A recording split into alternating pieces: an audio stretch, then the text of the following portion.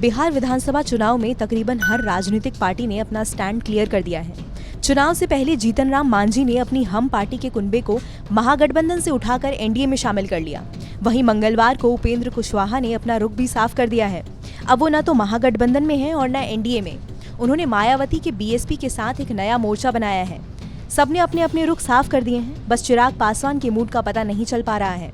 हालांकि बीजेपी के नेताओं की तरफ से लगातार कहा जा रहा है कि एलजेपी एनडीए के साथ मिलकर चुनाव लड़ेगी और वो सभी एकजुट हैं, लेकिन इस पर चिराग पासवान ने अपनी मुहर नहीं लगाई है।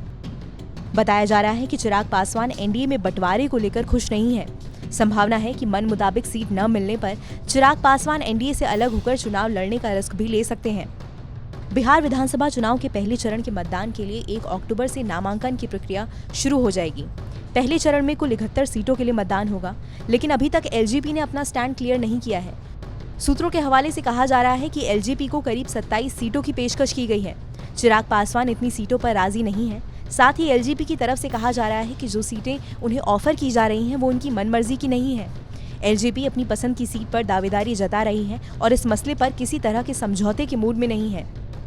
चिराग पासवान की पिछले दिनों बीजेपी के राष्ट्रीय अध्यक्ष जेपी नड्डा और बिहार बीजेपी के प्रभारी भूपेंद्र यादव से मुलाकात भी हुई है, लेकिन एनडीए के भीतर एलजेपी का मसला सुलझ नहीं पाया है।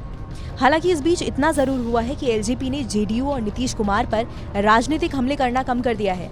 इसे समझौते की तरफ एलजेपी के सकारात्मक कदम के तौर पर देखा जा रहा है। 2015 के बिहार विधानसभा चुनाव में एलजेपी ने 42 सीटों पर अपने उम्मीदवार उतारे थे। उस वक्त सीटों पर पेंच इसलिए नहीं फंसा था क्योंकि एनडीए गठबंधन से जेडीयू अलग हो चुकी थी और बीजेपी को एक मजबूत साझेदारी की जरूरत थी। हालांकि 42 सीटों पर चुनाव लड़ने के बाद भी एलजेपी को सिर्फ 2 सीटों पर ही जीत मिली थी।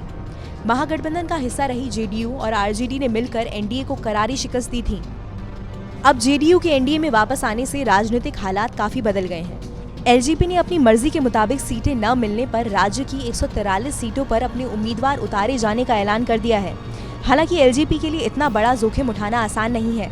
कहा जा रहा है कि खुद एलजेपी के सांसद नहीं चाहते कि पार्टी एनडीए से अलग होकर चुनाव लड़े। इस बीच एलजेपी अध्यक्ष चिराग पासवान ने बीजेपी नेतृत्व की तारीफ की है। जानकार बता रहे हैं कि अगर बिहार चुनाव में एलजेपी एनडीए से अलग होकर चुनाव लड़ने का फैसला भी करती है तो वो बीजेपी के खिलाफ अपने उम्मीदवार नहीं उतारेगी। वहीं बीजेपी पूरी कोशिश में लगी है कि एलजेपी को एनडीए से बाहर जाकर चुनाव लड़ने की नौबत न आए। इसके लिए एलजेपी को विधान परिषद में कुछ सीटें देने की पेशकश भी की गई है। एलजेपी अध्यक्ष चिराग पासवान और पार्टी के संरक्षक रामविलास पासवान अस्पताल में भर्ती हैं। उनकी बीमारी की वजह से सीट बंटवारे के मसले पर समझौता और ज्यादा मुश्किल हो गया है। 2014 के लोकसभा चुनाव से ठीक पहले चिराग पासवान ने ही अपने पिता रामविलास पासवान को एनडीए के साथ मिलकर चुनाव लड़ने का आइडिया दिया था। रामविलास पासवान ने चुनाव में मिली कामयाबी के बाद इस रणनीति के लिए चिराग पासवान की खुले दिल से तारीफ भी की थी। एक बार फिर चिराग पासवान बड़ा रिस्क उठाने के मूड में दिख रहे हैं, लेकिन इस बार मसला उतना आसान नहीं है। इस बारे में आपकी क्या राय है, हमें कमेंट सेक्शन में लिखकर जरूर बताएं।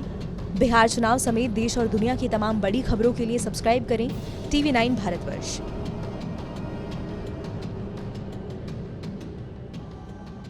क्या आप पर भी बरपा है जालसाजी का कहर? सपने टूटे आपके, न घर के न घाट के।